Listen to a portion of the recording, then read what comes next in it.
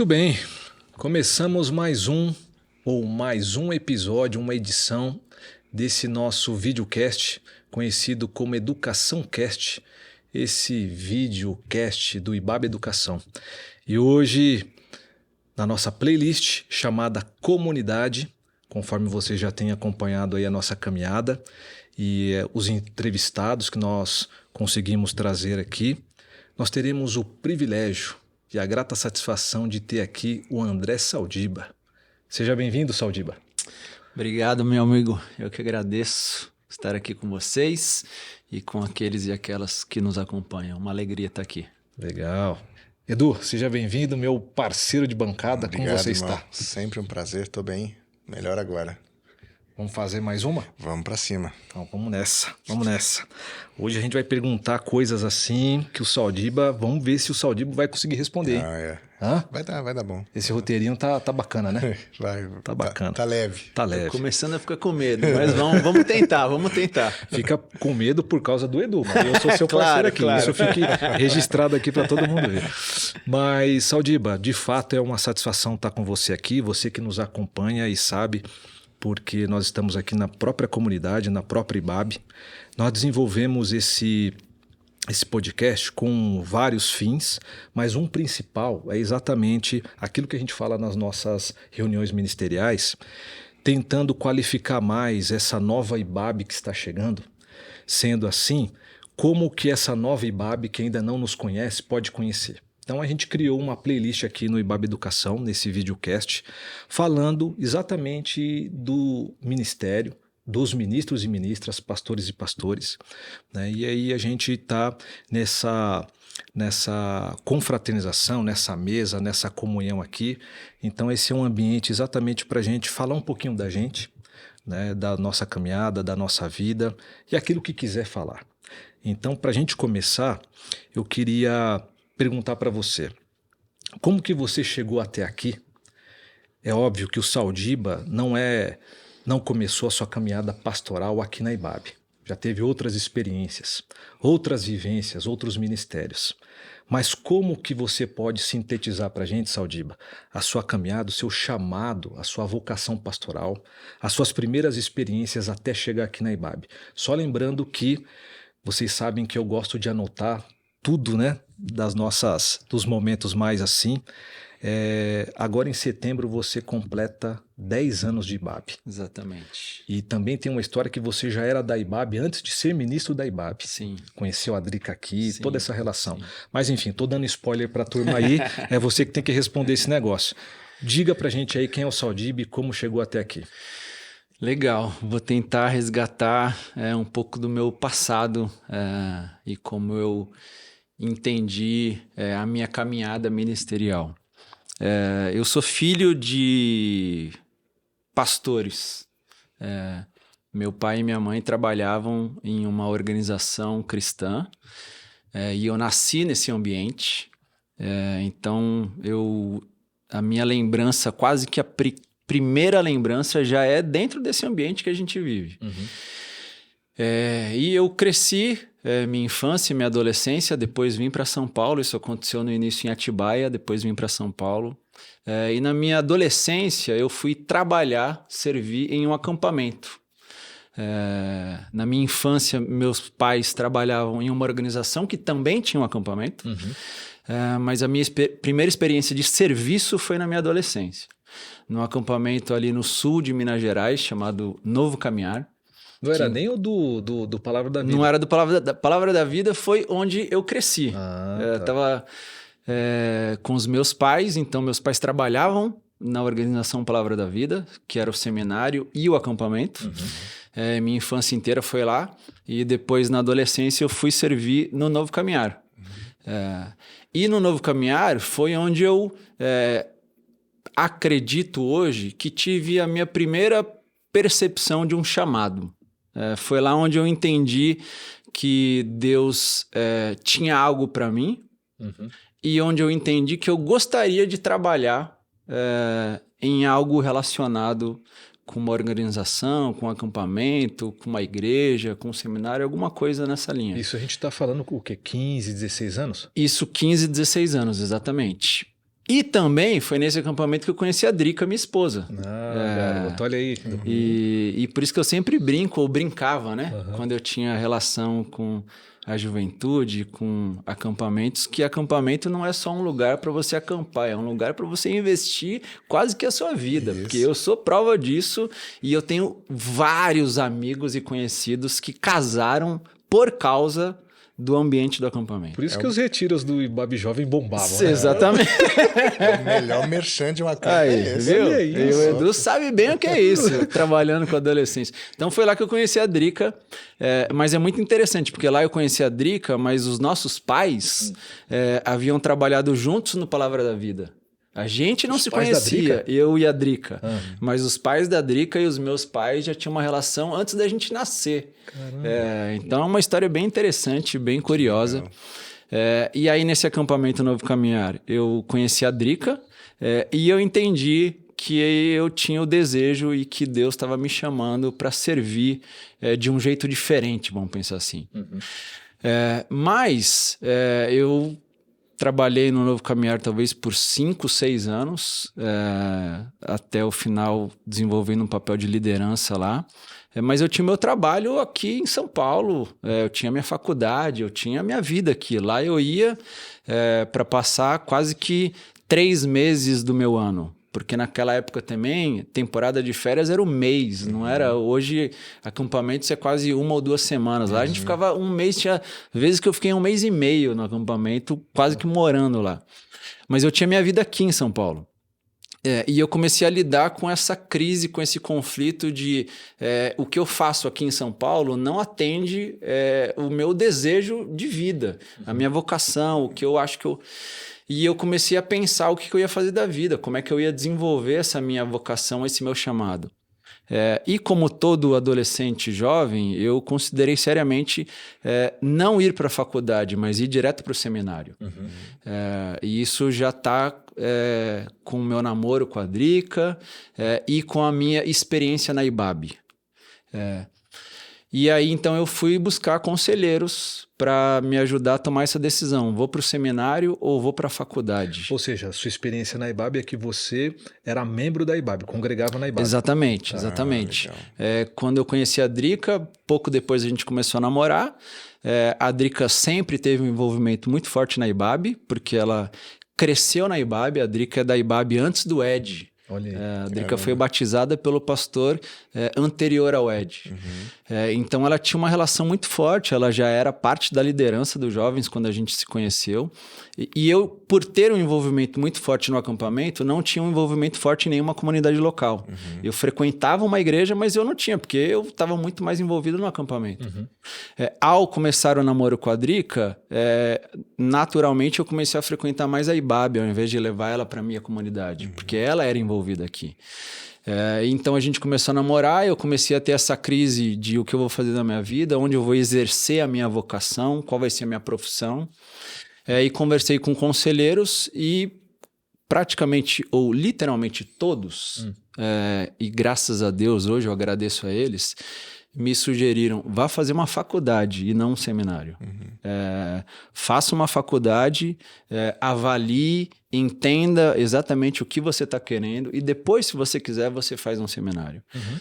E eu lembro que eu sofri muito porque eu fui fazer direito, já com a sensação que eu não iria usar quase que nada daquele curso, mas obedecendo os meus conselheiros e a minha mãe, que sempre insistiu para que eu fizesse exatamente esse caminho. Mas durante a minha faculdade, eu comecei a servir na Ibabe. Também por causa da Drica, mas eu comecei a servir como voluntário na liderança dos jovens. Na época o Ale Robles era o pastor e a gente começou a ter uma relação muito forte. E então eu comecei a ter essa experiência ministerial na Ibabe, numa igreja local. E o Robles foi um desses conselheiros que falou, termina a faculdade primeiro? Nessa época eu tive três conselheiros, né? Boa sua pergunta, até para eu honrar e mencionar o que eles fizeram comigo. Que foi o Robles, que era quem eu tinha mais contato, o Ariovaldo Ramos, que a gente tinha uma relação familiar muito próxima, e o Ed, porque era o pastor da IBAB. A gente ainda não tinha uma amizade, uma intimidade, mas era quem estava na IBAB, e eu então conversei com os três, e os três falaram, faça uma faculdade. Então eu comecei a me envolver na IBAB como líder, como voluntário, e ali eu entendi de fato, acho que foi a confirmação, que eu precisava terminar o curso de Direito, mas que eu gostaria, se fosse possível, de trabalhar de fato de tempo integral numa comunidade de fé, numa organização cristã. E foi esse caminho que eu fiz, com uma série de outros detalhes que daí a gente pode ir conversando, mas para não esticar tanto, eu acho que eu resumiria assim. Legal, legal. Muito bom, mano. E aí, os seus primeiros passos como pastor foram em outra igreja, né? Sim. Você terminou seu seminário e aí teve esse momento de sair da IBAB e ir para a igreja do Morumbi, certo? Sim. E depois você voltou para a IBAB como pastor, sendo o pastor da juventude da IBAB. Sim. Você narrou pra gente toda uma experiência com juventudes desde sempre, assim, desde muito cedo na sua vida. E a gente vai falar um pouco mais pra frente no papo sobre as suas outras atuações ministeriais, mas a atuação com jovens ocupou muito da sua vida e do seu ministério. Como que foi isso pra você? Como que você chegou? Como que o seu coração te direcionou para trabalhar com jovens? E como foi essa jornada ministerial, pastoral para você, trabalhando com jovens assim? Legal. Então, eu terminei a minha faculdade e aí, pouco depois, eu fui convidado para trabalhar na Batista do Morumbi, como você mencionou. Isso era 2007, se eu não me engano. Era meu primeiro ou segundo ano de casado, já com a Drica. Antes do Morumbi, eu trabalhava fora da igreja, numa organização, numa empresa. E aí eu fui convidado e eu fui trabalhar, então, na Batista do Morumbi. Fiquei lá por 7, 8 anos e depois eu volto para a IBAB, mas eu vou chegar ainda nessa parte. A minha relação com jovens, com a juventude, eu acho que se deu por algumas razões. Primeiro, por esse meu envolvimento e essa paixão com o acampamento, que foi o lugar que literalmente eu nasci. A minha infância é memórias de acampamento. Se não era um acampamento na prática, mas era um lugar que era a Estância Palavra da Vida, que eu cresci lá e era como se fosse um acampamento. Então, tudo isso trazia a minha memória afetiva, sempre adolescentes, jovens, que foi onde eu me enxerguei como alguém na vida. Então o acampamento acho que teve um papel muito importante nessa, e eu não diria nem escolha, nesse lugar que a vida me colocou, que foi para trabalhar com jovens. Mas eu também, desde cedo, ou desde o início do meu ministério, entendi que eu não necessariamente tinha um chamado para trabalhar com um público. Mas eu tinha um chamado para viver a minha realidade onde eu estava. E na época, 2007, eu ainda me considerava jovem. Hoje eu já passei tranquilamente dessa realidade. A gente consegue enxergar isso. Eu sei também. Em vocês também, tá? Muito obrigado pelo carinho. Quem fala o que quer. Então, assim, eu sempre tive isso. Bom, eu acredito que eu consigo falar com esse público. Com o jovem. Eu acredito que eu ainda tenho fresco memórias da minha juventude, da universidade, do meu trabalho, das minhas escolhas vocacionais, das minhas escolhas de relacionamento. E eu entendi, bom, eu acho que aqui é um lugar onde eu posso contribuir. Mas, de novo, não foi uma escolha consciente. Eu acho que foi onde eu tô. Qual porta eu tenho aberta aqui hoje? Essa porta. Bom, essa porta eu gosto, porque eu trabalhei no acampamento, porque eu liderei e porque eu quase que ainda sou. Já não era, mas eu ainda me sentia. E aí eu entendi que era o lugar. Mas, mesmo não sendo uma escolha consciente, eu tinha consciência que não era o meu fim. Que não era o lugar onde eu queria ficar. E não é porque eu não acredito que isso possa acontecer, porque a gente tem amigos que vivem essa realidade. Mas nunca foi a minha experiência. Eu entendia, bom, eu estou servindo aqui por um tempo. E até onde eu entender que eu consigo acompanhar minimamente esse grupo, esse ministério, essa juventude, eu vou servir. E no momento que eu entender que ou eu não falo mais, ou eu perceber que eles não me escutam mais, foi o momento que eu entendi, eu acho que não é mais para mim. Então, acho que foi um pouco esse caminho, pensando na juventude. E aí, voltando para o lugar que eu deixei aberto aqui, eu fui para o Morumbi para trabalhar na área de missões, que não tinha nada a ver com jovens. Mas, obviamente, pela minha idade, eu comecei a me relacionar com jovens. Mas no Morumbi, e é curioso essa parte da minha história, eu entrei para trabalhar com missões e eu, junto com a Drica, a gente desenvolveu um projeto para ser missionário na Espanha. E a gente foi para a Espanha, a gente visitou campos, e a gente fez pesquisa, e a gente desenvolveu todo um projeto, e a gente ia plantar uma igreja na Espanha. Olha isso. Olha que legal. Mas muito pouco antes da gente ser enviado, literalmente, porque já tinha acontecido o envio na comunidade. De abençoar e tudo. De abençoar, a gente já tinha vendido as coisas de casa, já estava literalmente pronto, só faltava a passagem, mas já tinha data da viagem. Aconteceu uma mudança interna, que o pastor da nova geração na época saiu da comunidade, e a liderança escutou os jovens, os adolescentes e as lideranças e perguntou quem que eles achavam que poderia ficar por um tempo. E eles indicaram meu nome. Então, na época, a liderança me convidou para ficar um pouquinho a mais, ao invés de ir direto para a Espanha. O Ari ainda estava nesse tempo? tempo? Não. O Ari Veloso já estava em Londrina. Já estava em Londrina. E aí, pouco depois, ele veio a falecer. Mas já era o pastor Lisânias. E esse ficar um pouco depois, até agora a gente está aqui, porque daí o mundo, o nosso projeto de vida mudou completamente. Mas eu acho que isso é importante, porque mesmo com a Espanha, eu tinha essa mesma lógica. Deus não está me chamando para trabalhar com um grupo. Não é que Deus me quer na Espanha para trabalhar com o espanhol. Não. Eu estou disponível, eu quero servir em uma igreja, eu sou apaixonado pela igreja, pela comunidade de fé, e eu entendi que era uma porta, e nós, como casal, como família, a gente entendia que fazia sentido. E aí tudo mudou, eu assumi o núcleo Nova Geração, que era crianças, adolescentes e jovens, e aí então entrei ainda mais na organização, na comunidade Batista do Morumbi, ou Igreja Batista do Morumbi, onde eu fiquei até 2013, ou até 2012, eu vim para cá até 2013, e aí em setembro de 2013 eu vim para IBAB, para assumir o IBAB Jovem, que é o Ministério de Jovens aqui da IBAB. Nisso daí eu lembro de duas coisas, né?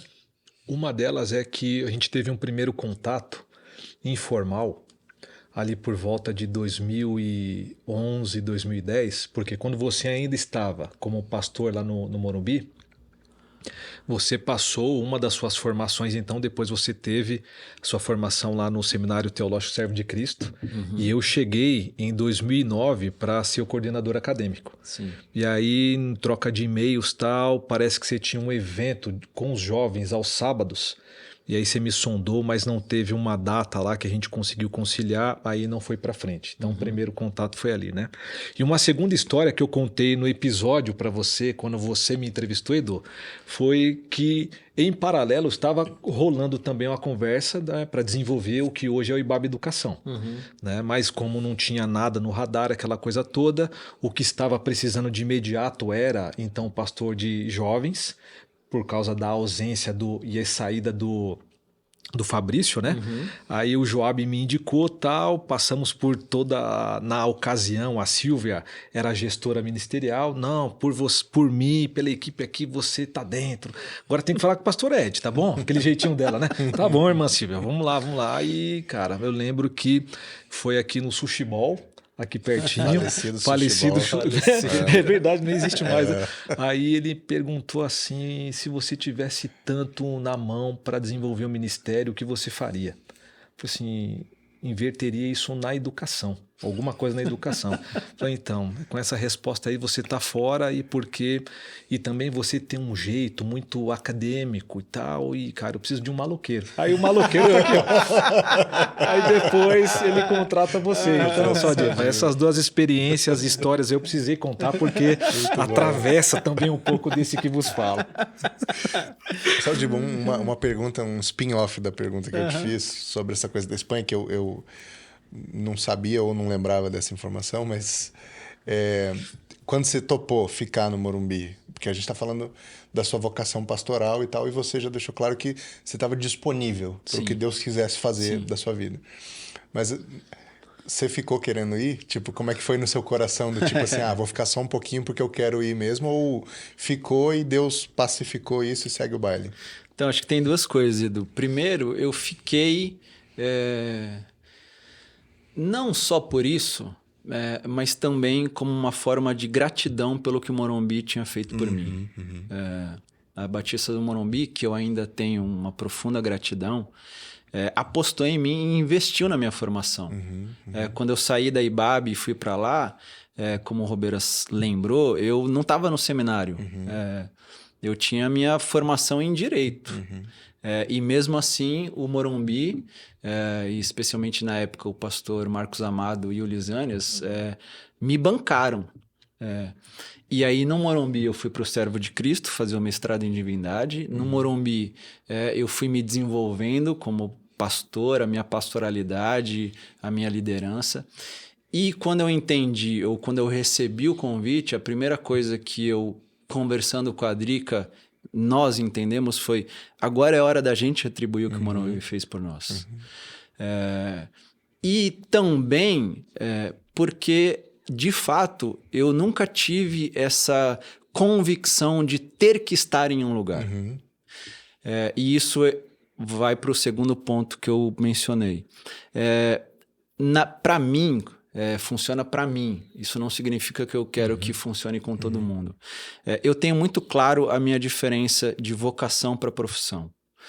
Eu sei o que Deus quer que eu faça, mas eu sei que Deus me dá a oportunidade, o privilégio de escolher onde eu vou fazer. Em nenhum momento até aqui eu senti Deus falando, André, eu quero que você faça aqui o que eu te chamei. Eu quero que você faça na Espanha, eu quero que você faça no Morumbi, na IBAB. Não, até aqui Deus tem me dado essa liberdade. E porque Ele tem me dado a liberdade, eu entendo, bom, eu posso exercer o meu chamado, o chamado de Deus para minha vida, em qualquer lugar e também em qualquer profissão. Porque eu tenho certeza que existem milhares de pastores e pastoras que servem talvez melhor do que a gente, com impacto muito maior em outras profissões. Trabalhando no shopping, trabalhando numa empresa, como advogado, como médico, no Uber, em qualquer outro lugar. E eu acho que isso me faz bem e me dá leveza para pensar como eu posso exercer a minha vocação. Porque hoje, graças a Deus, é na IBAB. Mas da mesma forma foi no Morumbi, poderia ser na Espanha e talvez amanhã pode ser em qualquer outro lugar, inclusive fora de uma comunidade de fé. Isso não apaga a minha vocação. Mas eu não tenho dúvida também que em uma comunidade de fé a minha vocação ela é potencializada. É diferente de alguma outra profissão, mas ela é potencializada talvez do mesmo jeito que em outras profissões também a minha vocação seria potencializada, como professor, como educador, como médico e assim por diante. Então eu acho que eu iria por essa linha. Bonito.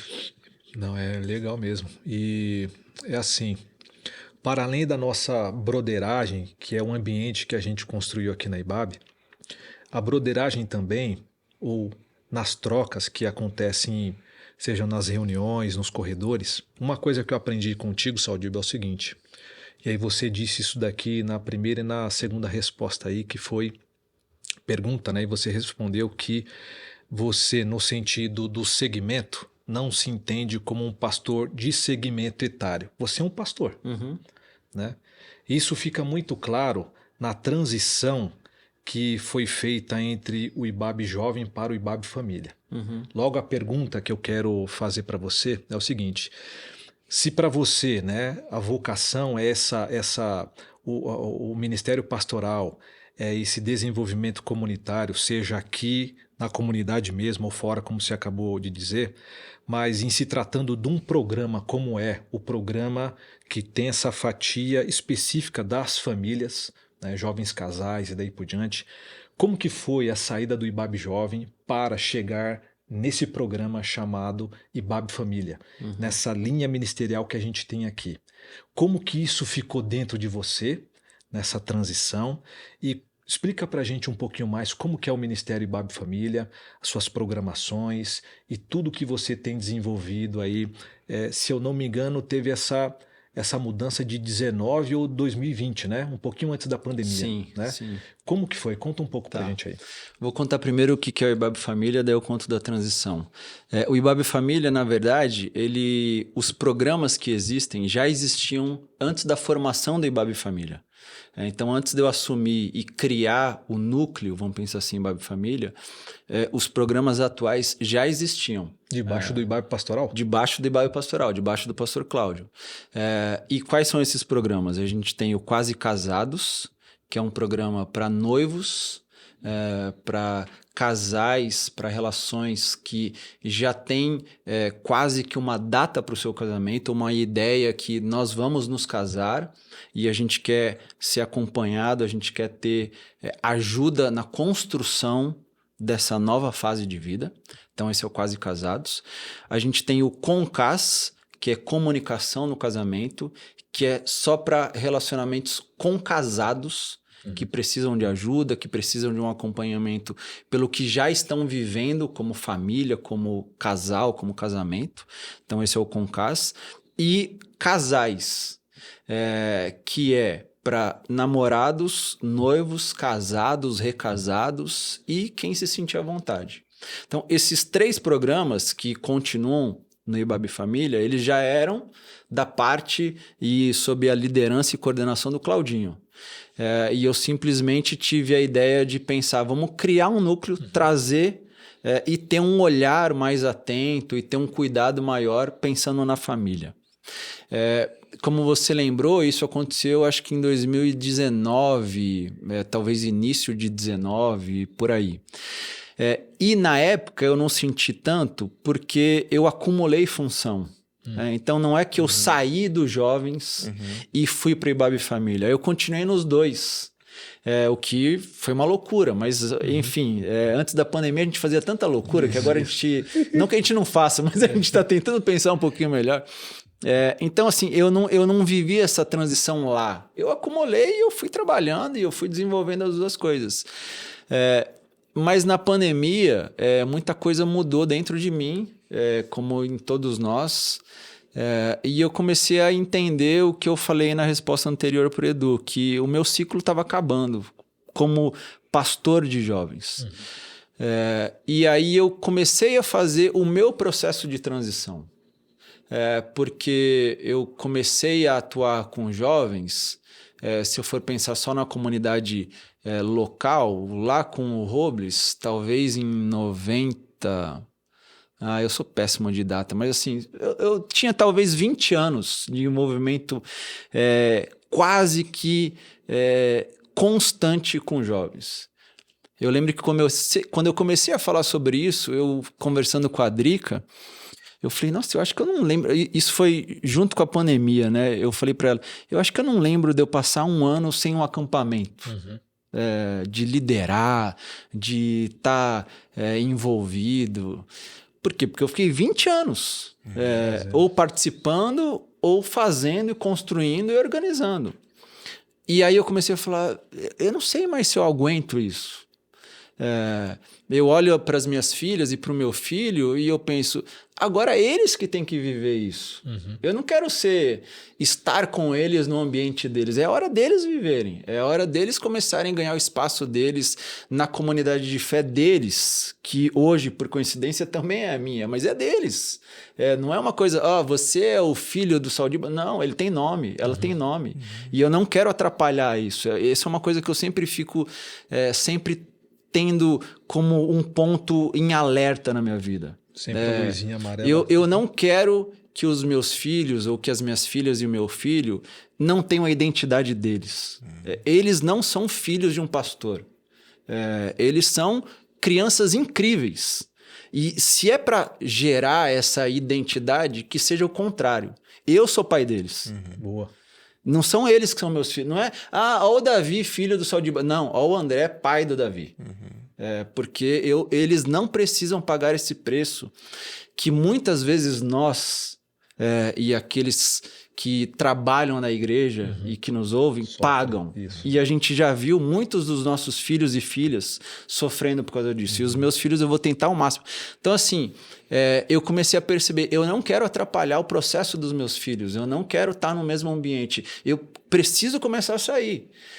E aí também volta a uma parte das minhas respostas. Eu comecei a pensar, tá, então onde hoje eu me encontro e que faz sentido a minha pastoralidade? Lá atrás eu respondi para o Edu, eu olhei e falei, eu acho que eu converso com jovem. Isso. Hoje eu olhei e falei, eu acho que eu converso com famílias. Eu acho que eu converso com adultos, mas com casados, com famílias.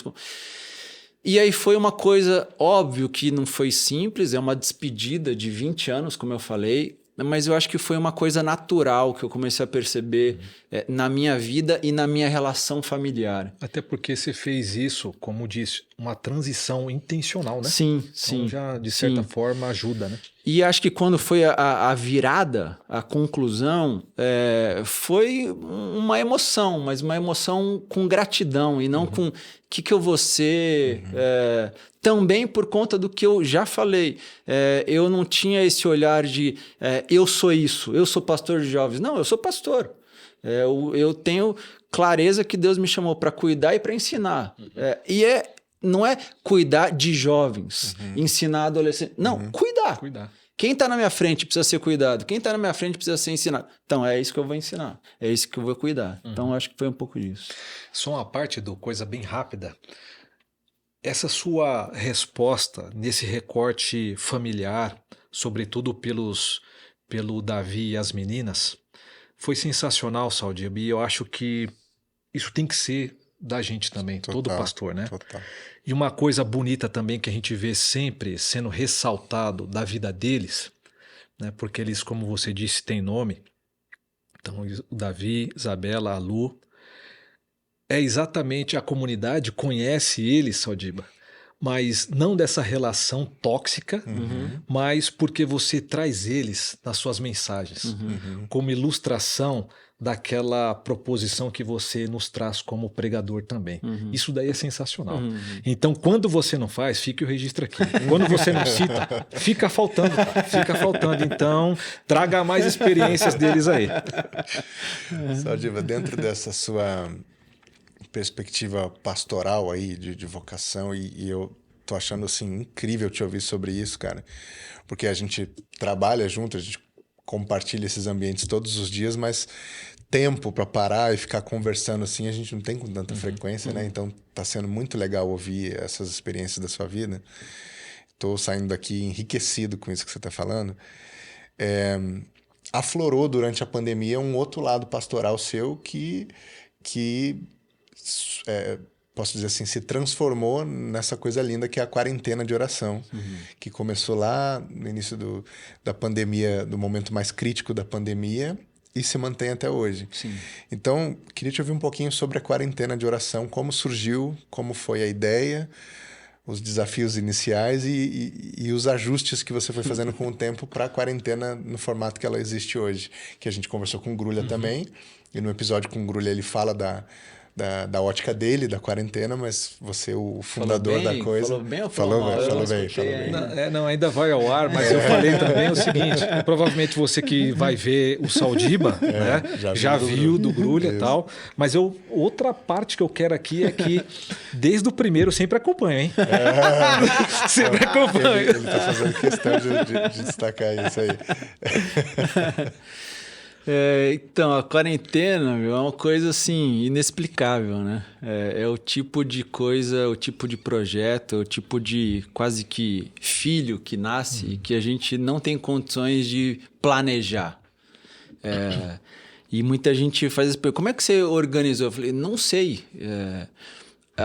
eu sei poucas coisas. Eu lembro que dia 17 de março de 2020, era uma terça-feira, e a gente teve uma reunião aqui na IBAB, e eu lembro que eu chamei toda a equipe, todos os colaboradores, e a gente comunicou, ó, a partir de hoje a gente não vem para a IBAB durante algum tempo.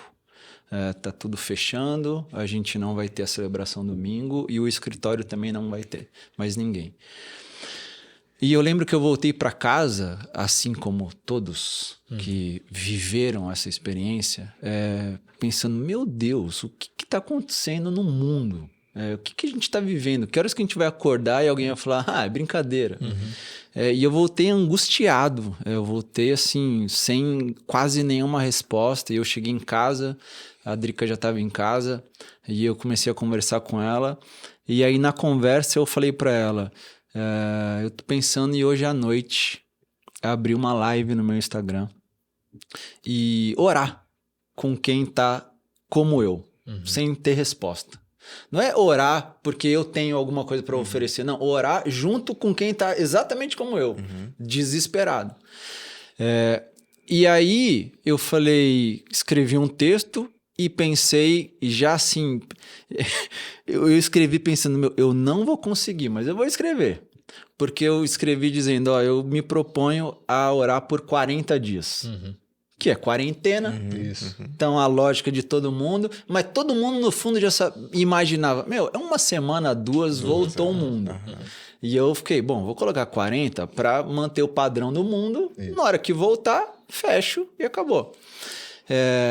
E aí comecei, não lembro quantas pessoas foram no primeiro, fiz sozinho, não lembro como é que eu cheguei no formato, como é que eu fui criando, mas eu acho que comecei, tava com uma música de fundo, e aí eu dei boa noite para as pessoas, marquei 9h30 porque era o horário da logística da casa, porque as crianças não saíam de casa, então eu colocava as crianças para dormir 8h30 da noite. Nossa, que sonho, cara. Desculpa. Elas eram bem mais novas também, mas colocava 8h30 da noite, aí ficava mais uns 15, 20 minutos com eles no quarto, ia para a sala, pensava algum texto, algum versículo, respirava, tomava um copo d'água, dava o play e começava. Então, comecei o primeiro, como eu falei, música, aí dei boa noite para as pessoas, 9h30, li um texto e falei, eu vou... E aí, tô lembrando aqui agora, né? Desculpa a falta de estrutura na minha... Tá de boa. Mas eu lembro que durante todo o meu ministério com jovens, eu, desde o início, escolhi ter inserções de uma espiritualidade não tradicional para o jovem. O que eu quero dizer com isso? Falei, eu vou inserir nesse jovem alguma coisa que eles não gostam, mas que de um jeito diferente eles vão perceber que é gostoso, que faz todo sentido. Exemplo, Sons do Jardim. Exatamente, que era onde eu ia chegar. E eu comecei isso lá no Morumbi, com outro formato, com outro jeito, mas eu falei, a oração tem que ser... Ela é parte, mas as pessoas precisam perceber o quanto ela é parte da vida. Não é que ela tem que se tornar parte. Não, ela já é parte. E aí eu falei, na minha época existia vigília, mas eu já não gostava. Imagina o jovem de hoje. E eu falei, então como é que eu crio algo que eu convido o jovem para orar, para experimentar a relação da oração, mas de um jeito que ele goste? E aí eu criei Sons do Jardim lá no Morumbi. Que sempre foi com 3 momentos de oração. Com reflexões entre as orações, com canções que Você participou de algum antes? Sim. Participou. Roubeiras participava bastante. E aí eu lembrei disso e eu, desde a primeira edição da quarentena, fiz 3 momentos de oração. Por conta dessa minha memória, eu falei, eu vou tentar encaixar uns sons aqui sozinho, mas com uma live. E então comecei dia 17 de março.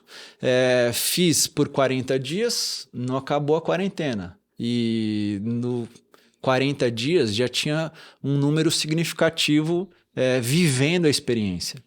E eu falei, não só por eles, mas por mim, eu quero continuar. E aí eu fui me baseando no prazo do governo de São Paulo, que esticou, acho que se não me engano, para 55 dias depois, ao invés de 40, depois para 63, aí 70 e aí 90, e eu só fui acompanhando. Resumindo, eu fui até o 100º dia de forma consecutiva. Então, do dia 17 de março ao dia 24 de junho, eu fiz literalmente todos os dias. Teve um participante que te presenteou com uma plaquinha, não foi um quadro? Teve o Felipe Pires. E teve um dia, que é muito legal, que o Instagram no Brasil bugou. E ninguém conseguiu fazer live. E era um desses dias, acho que era o 60 e alguma coisa. E aí eu pensei, o que eu vou fazer? Eu não vou ter. Mas daí um amigo, irmão que eu tenho, que mora nos Estados Unidos, que é o Grilo, falou, eu abro daqui, porque te lá convido... Lá tava de boa, era um problema no Instagram do Brasil. Ele falou, eu abro daqui, te convido e você faz como convidado e todo mundo entra na sua. Isso. E era a única live daquele dia, quase que no Brasil. E a gente orando lá. O Instagram tava funcionando só não a live. Só a live, exatamente. Era um problema da live. Porque na quarentena, todo mundo fazia live. Você tinha a caixinha lá de destaque, que era só live. Mas é muito legal essa lembrança. Aí então eu fiz 100 dias de forma consecutiva. No dia 24 de junho, que eu lembro, porque inclusive foi o aniversário dos Gêmeos, chegamos no 100º e eu falei, eu preciso pensar em alguma coisa diferente, porque a pandemia não vai acabar. E eu não vou conseguir, já 100 dias. E aí, a partir do 100º, eu decidi, eu vou fazer uma vez por semana. Então, desde o dia 24, ou dia seguinte, semana seguinte, do dia 24 de junho de 2020, a gente tem toda quarta-feira, às 21h30 no meu Instagram, a quarentena. E a partir do 100º, eu puxei o Grulha para fazer comigo. Aí e aí o Grulha ficou definitivo. Mas os 100 primeiros, algumas eu fazia sozinho. Acho que até, os 50 eu fiz praticamente sozinho. E eu comecei a falar, as pessoas devem estar cansadas de me escutar, de só ver o meu rosto. E aí eu comecei a chamei vocês, chamei praticamente todos os pastores e pastoras da IBAB, chamei amigos pastores. E aí no 100º eu falei, Grulha, vamos fazer junto. Hoje, nesse dia que a gente está gravando, né? A gente está no número 235, se eu não me engano. Foi ontem, no caso. Que foi ontem, exatamente. Hoje é quinta-feira. Sobre Jacó, ontem eu assisti, tá? Texto sobre Jacó, falando do acampamento. Eu ia perguntar se ele tinha... Já que ele disse que está desde o início... Não, estava em reunião aqui na IBAB. Fui ligeiro também, tá vendo? E você perguntou porque você ia fazer essa live hoje, então você tinha que ter uma justificativa, né? A gente estuda, se prepara.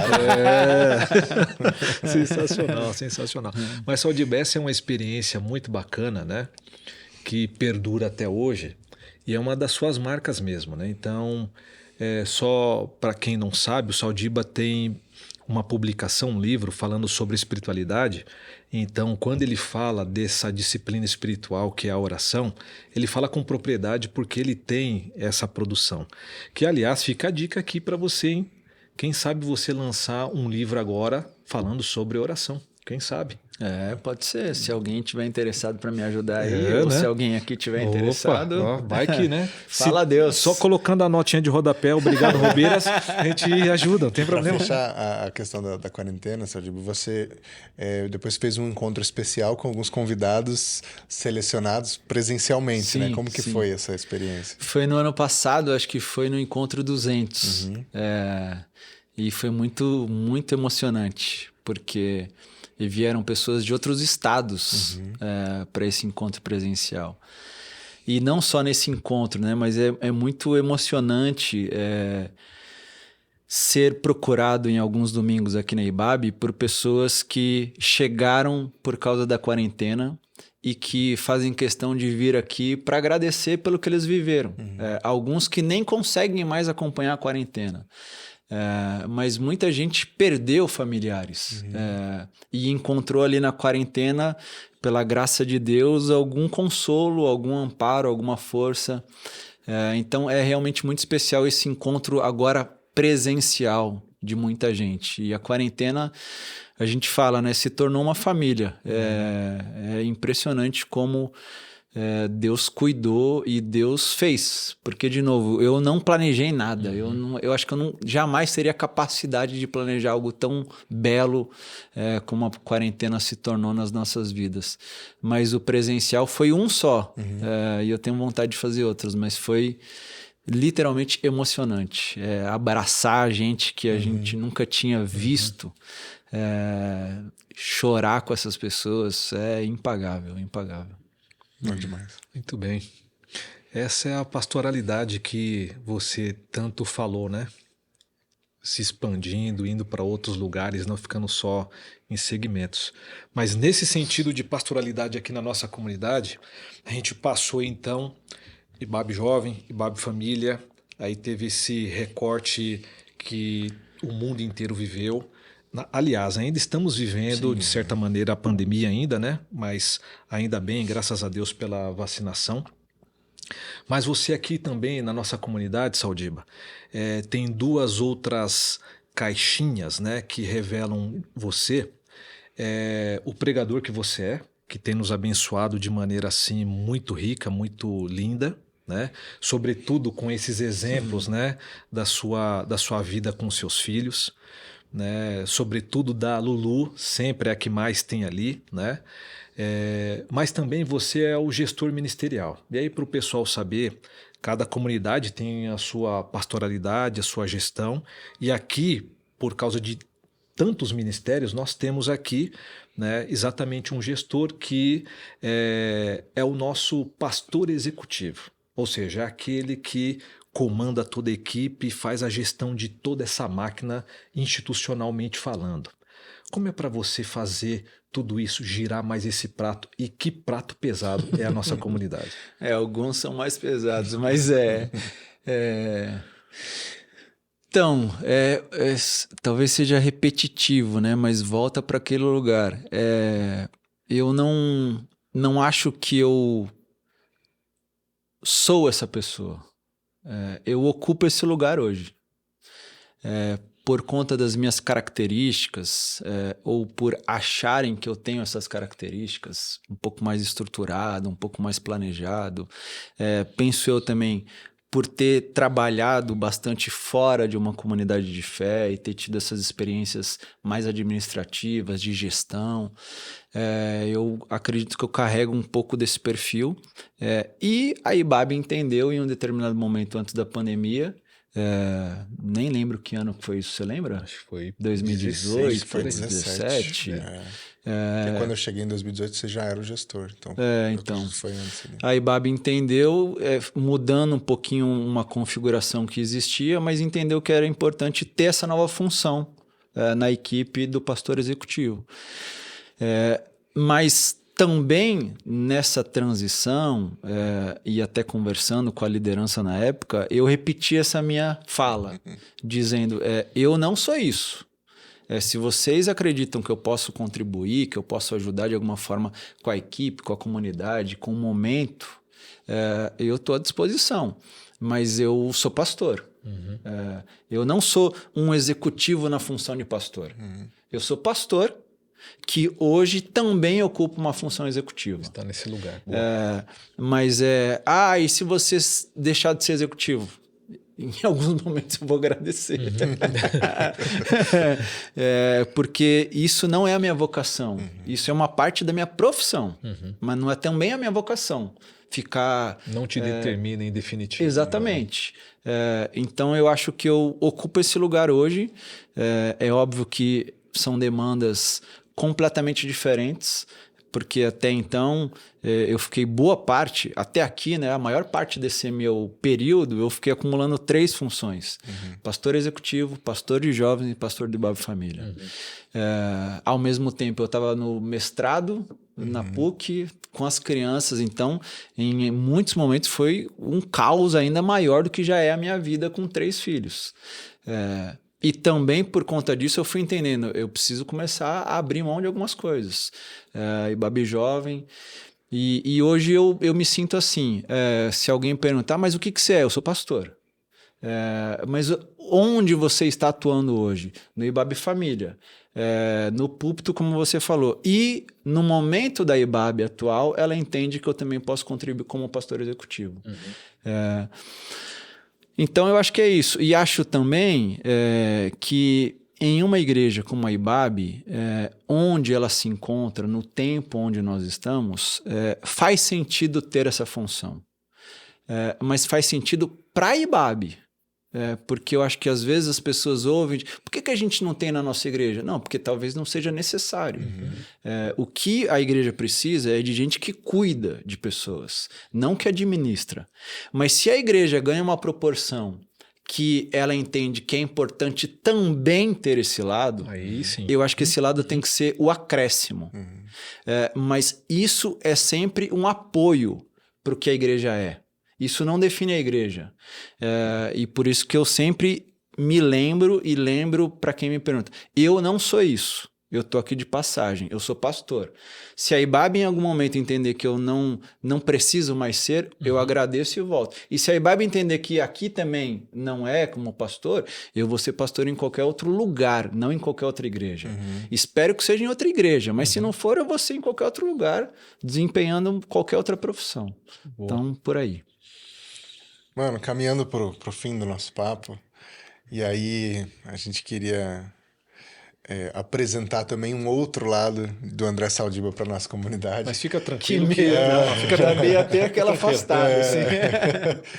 É que, para além do pastor André Saldiba, existe o pastor, o André Saldiba pai, o Saldiba marido, o Saldiba amigo, o Saldiba atleta. E você é um cara que, no esporte que você pratica, que é a corrida, você já conseguiu coisas muito legais, né? Então, você já correu maratona, disputou várias provas aí, tudo. Então, a gente queria te ouvir um pouco sobre isso, assim, sobre como surgiu essa coisa da corrida na sua vida, que lugar ela ocupa na sua vida hoje, como que é pra você essa coisa de, vou correr, e aí bota o tênis, o relógio e vai embora. Como que é isso pra você, assim? Eu comecei a correr, primeiro assim, na minha infância, adolescência e juventude, eu sempre joguei futebol. Era o único esporte que eu praticava. Eu sempre tive, acho que, facilidade com praticamente todos os esportes, mas futebol sempre foi minha paixão e continua sendo, e eu vejo hoje meu filho e eu entendo muito o que talvez meus pais passaram, mas eu amava futebol, eu dormia com a bola, jogava, mas a vida vai passando e a gente vai percebendo que a gente não se tornou o que a gente sonhava, né? Isso. E aí eu comecei a pensar, eu preciso encontrar um outro esporte. E eu sempre penso, né? Futebol é difícil de a gente achar, encaixar na agenda, porque depende de outros 9, de uma quadra, de uma bola. E eu pensei, o que é fácil para que eu possa ter a minha atividade em qualquer lugar que eu tiver, sem depender de nada? E aí eu cheguei na corrida. Eu lembro, se eu não me engano, meu irmão fez uma prova, meu irmão Daniel, e aí eu achei interessante, eu falei, acho que eu vou correr também. E aí, na semana seguinte, eu comecei a correr. Isso eu era solteiro. Corri por alguns anos, aí começa a namorar, começa a ficar noivo, começa a casar, para com qualquer atividade. E eu tive lesão nos 2 joelhos, por conta do caminho de Santiago que eu fiz na Espanha. Eu fiz aquela peregrinação e eu estourei. Não precisou fazer cirurgia? Não fiz cirurgia, mas eu estourei os 2 joelhos e aí eu tive que parar. E aí, quando eu fui liberado, tive alta, eu falei, eu preciso encontrar agora uma atividade. Estou casado, já não sou mais jovem, eu preciso encontrar. E aí eu voltei a correr. Eu estava no Morumbi ainda. Voltei a correr, mas sem nenhuma prova. E aí, quando a gente morou fora, na época era só Drica, eu e a Luísa, eu comecei a fazer provas. E eu comecei a ficar apaixonado. Porque, e acho que quem corre, e eu sei que vocês dois também correm, chega uma hora que cansa só treinar. É legal sair para correr, mas chega uma hora que você fala, eu preciso ter alguma coisa. E a prova começou a ser isso para mim. A meta de eu preciso treinar, eu preciso melhorar meu tempo, eu preciso aumentar o percurso, porque... E aí eu fui me inscrevendo. E hoje eu já fiz algumas meias, mas sem nenhuma preocupação com o tempo, e fiz 2 maratonas.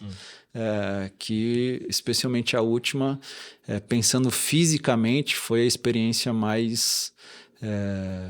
não sei a melhor definição, mas mais extraordinária que eu vivi, de ser completamente destruído fisicamente. Mas, em meio a tudo isso, por conta da nossa profissão, eu fui percebendo o quanto a corrida também se tornou a minha terapia. E o lugar onde eu mais pratico a minha espiritualidade. Eu sempre digo que quando eu estou sozinho, o lugar onde eu mais vivo experiências com Deus é na pista de corrida. Quando eu não estou sozinho, o lugar onde eu mais vivo é dentro de casa com a Drica e com os nossos filhos. Mas a corrida se tornou esse lugar de um cuidado com o meu corpo e com a minha espiritualidade, com a minha relação com Deus. Então, desde o início, eu nunca corri de fone, então eu saio para correr sem nada. E é ali onde eu tenho as minhas maiores crises, as minhas maiores brigas, as minhas maiores experiências com Deus. É ali onde eu choro, é ali onde eu pergunto, é ali onde eu encontro respostas. Porque eu normalmente saio e fico pelo menos 1h30, 2 horas, eu e Deus, no meio de um asfalto com todo mundo passando. Então, a minha espiritualidade, ela é muito definida nesses 2 lugares. A minha casa com a minha família e a minha pista com a minha solidão, com os meus demônios, com as minhas crises e com Deus caminhando comigo em todo o tempo. Cara, sensacional isso. E nessa coisa da espiritualidade, você compartilhou com a gente que essa última maratona que você correu, que te destruiu fisicamente, você... foi também uma peregrinação espiritual, sim, né? Sim, Compartilha com a gente um pouquinho de como é que foi. Assim. Então, isso começou na minha primeira maratona, Você né? não quer deixar para ser irmão, não? Não, a história eu não vou contar, só vou falar essa parte. Bem lembrado, obrigado. Mas na minha primeira maratona, que eu já não lembro o ano, acho que 2018, talvez, 2017, uma das minhas crises nos treinos... Porque a gente tem que treinar, a maratona são 42 quilômetros, né? E nos meus treinos, nas 2, eu cheguei no máximo a 33 quilômetros. E eu ficava pensando, o que eu vou pensar durante 4 horas? E eu começava a ficar em crise, é muito não ia tempo, de fone, né? eu não vou ouvindo nada. E aí eu fiquei... E na primeira, nos treinos eu não fiz isso, mas para a prova eu fiz uma estratégia. Que eu pensei, bom, são 42 quilômetros, então eu vou orar a cada 10 quilômetros por alguém da minha casa, que é Drica, Luísa, Davi e Isabela. E na primeira eu fiz. E na primeira deu super certo, sem nenhuma outra situação. E aí na segunda, que foi agora no ano passado, por eu ter vivido e ter aproveitado, desfrutado dessa espiritualidade, ou dessa experiência, dessa peregrinação espiritual da primeira, eu falei, vou fazer a mesma coisa. E aí eu mantive as minhas orações. Só que nessa segunda eu tive uma série de lesões, né, durante a prova. Então foi uma coisa muito mais delicada e que me fez orar e ao mesmo tempo lidar com a dor, e lidar com o choro, e lidar com uma série de outras sensações que eu nunca tinha vivido. Mas eu escolhi... Não sei a próxima, mas eu imagino que eu vou repetir. Eu escolhi fazer da maratona também uma peregrinação espiritual, de carregar, porque é interessante, né, pensar, eu corro sozinho na maratona, no treino eu corro sozinho, mas para eu conseguir treinar, a Drica está em casa. Para eu conseguir treinar, os meus filhos estão falando, a gente vai ficar 2 horas sem você. E na primeira eu pensei, não, eles estão aqui comigo. Durante todo o meu treino, eles estavam comigo. Aqui, eles estão comigo. Na primeira, eles conseguiram viajar e estar na linha de chegada. Nessa última, não. Mas eu falei, não, eles estão comigo. Eu preciso carregar eles comigo. Eles estão aqui exatamente correndo comigo. Então, é uma experiência, assim, sobrenatural. não só física, mas também espiritual. É o místico das corridas. E daqui a pouco tem aí uma revelação a partir da sua pregação ou próxima pregação. Que eu já compartilhei com a equipe. Então. Mas olha só, a gente vai encerrar, Saldiba, mas primeira observação. Escuta os amigos para fazer fortalecimento, hein? Então, outra questão, Edu. Você já foi correr com o Saldiba, treinar? Você sabe como é que é. Sim.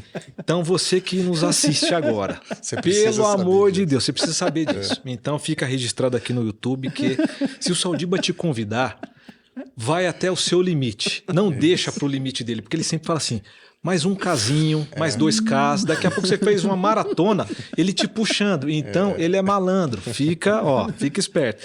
E a outra é assim, perfil e perfil, né? Já com o Ed, ele consegue correr e falar ao mesmo tempo, né? Ele consegue, né? Cara, é complicado, porque você tá ali tentando desempenhar, baixar o ritmo e ele... Não, mas e aí? Mas e aí? E a família? Gente, vamos correr, pelo amor de Deus. A última treino que eu fiz com ele, eu falei, pastor, ou eu corro ou eu converso. Os dois ficam muito difíceis. Pastor, a gente ama você, você tá voltando pros treinos, mas vamos correr. Vamos correr. Mas não foi uma falta de educação minha, porque eu não conseguia. Ou eu porque correr já tá com medo.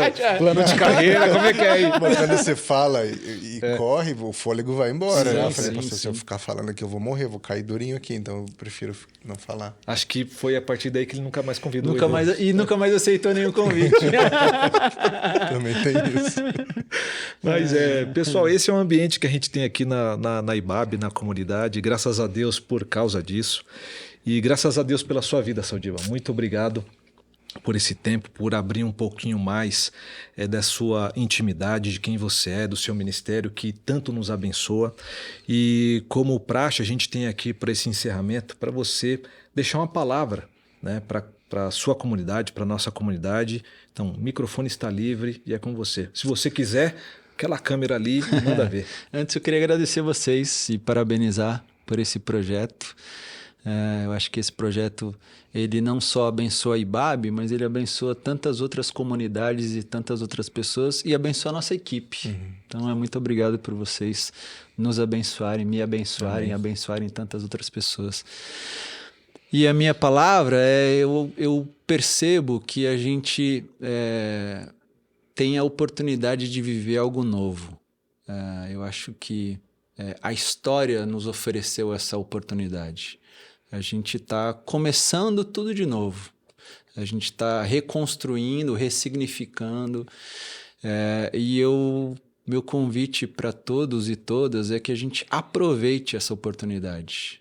Aproveite para estabelecer novos critérios, novas relações, para que vocês também possam desfrutar de uma novidade de vida. Uma novidade de vida com Deus, em uma comunidade de fé, com amigas, com amigos, mas com uma vida sincera, verdadeira e cheia de sentido e significado.